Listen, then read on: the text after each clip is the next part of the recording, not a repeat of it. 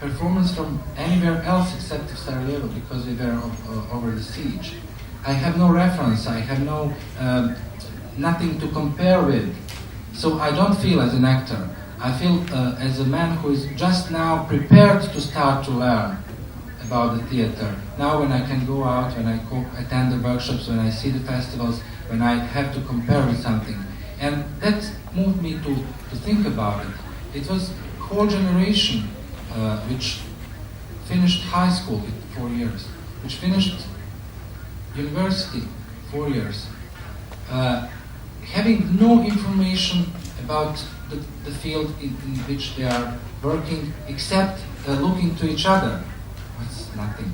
And they had no any real concrete experience. Or they had several videotapes with the Laurence Olivier, with the big productions of Molière or Shakespeare or something. And all of us bring that videotapes, and at last it was about 130 videotapes, and give it to the theater school, to the academy, to show it to the students. And now I do hope, because the city is open, they are re-establishing Winter Festival, which will be an international festival open to foreign troops, open to international troops. And also academy and school is very open to professors and assistants from abroad to come to teach. I hope now the normal theater life will start again. But after all this experience and after all these changements, I'm not really sure, and I don't have answer on the question what the normal theater life is at all. So thank you very much.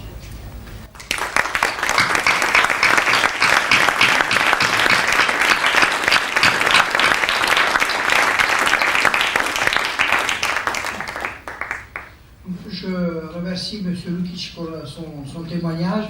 Je ne sais pas si en Italie, mais je crois qu'en Italie aussi, il y a eu des troupes de Sarajevo qui ont traversé l'Europe et qui nous ont permis de prendre conscience de l'importance de ce travail.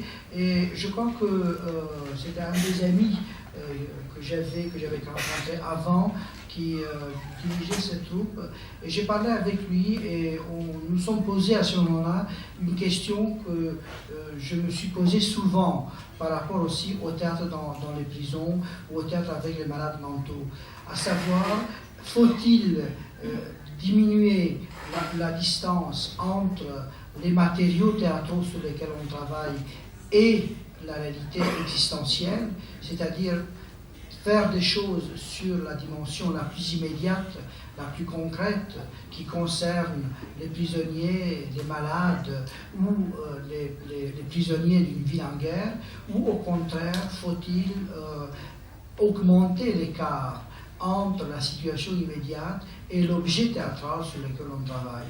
Je crois que c'est une question importante. Et justement, cet ami, lui, en pleine guerre à Sarajevo, travaillait sur un eau japonais. Je crois que c'est un exemple assez beau et assez étonnant sur justement la force du théâtre, non seulement de résister à la guerre, mais justement de se concentrer sur un objet artistique apparemment. Parce que ça, c'est quand même la forme qui est très différente. Malheureusement, mon pays donne toujours des exemples les plus horribles dans toute l'histoire de l'humanité. Et je peux dire que pendant 20 ans, dans les camps staliniens, il y a eu des troupes permanentes, des acteurs professionnels qui étaient dans ces camps de concentration et qui jouaient le théâtre. Il y avait les théâtres qui étaient permis par le pouvoir, justement. Et il y a un livre qui vient de paraître chez nous, le théâtre de Goulag, qui est devenu toute deux sœurs, que j'aime beaucoup, mais qui avant 1957 était dans les camps et jouait dans les camps pour aussi le public qui était dans les mêmes conditions.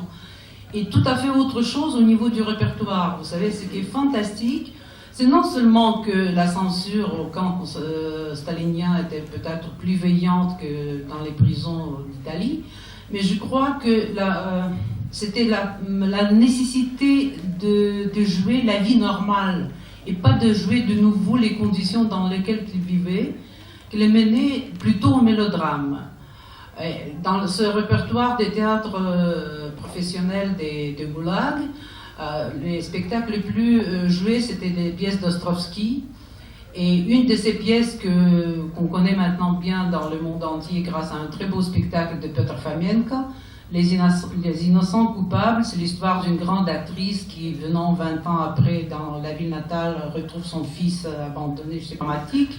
Par son titre, Les Innocents Coupables, donnait déjà à ceux qui jouaient le spectacle et à ceux qui le regardaient ce sentiment qu'on parle avec eux sur leur existence et sur leur situation. Luther, dont Georges a parlé tellement bien hier soir, je crois que nous sommes moins conscients que si on a perdu un peu le public, ce qui est d'ailleurs pas vrai, parce que tous les grands spectacles, dans le sens artistique, tous les bons spectacles ont toujours leur public.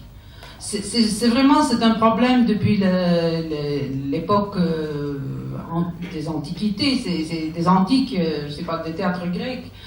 Si le spectacle est mauvais.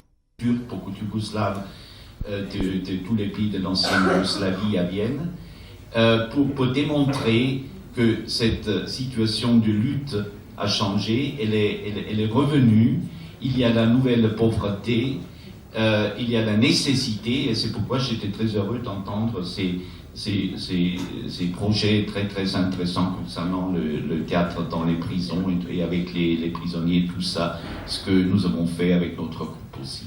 Alors c'était seulement une petite information que Vienne n'est pas seulement la ville d'un grand opéra qui bouffe tout l'argent du pays, un théâtre qui se lie à ces projets que nous avons entendu présenter ici durant notre colloque. Merci.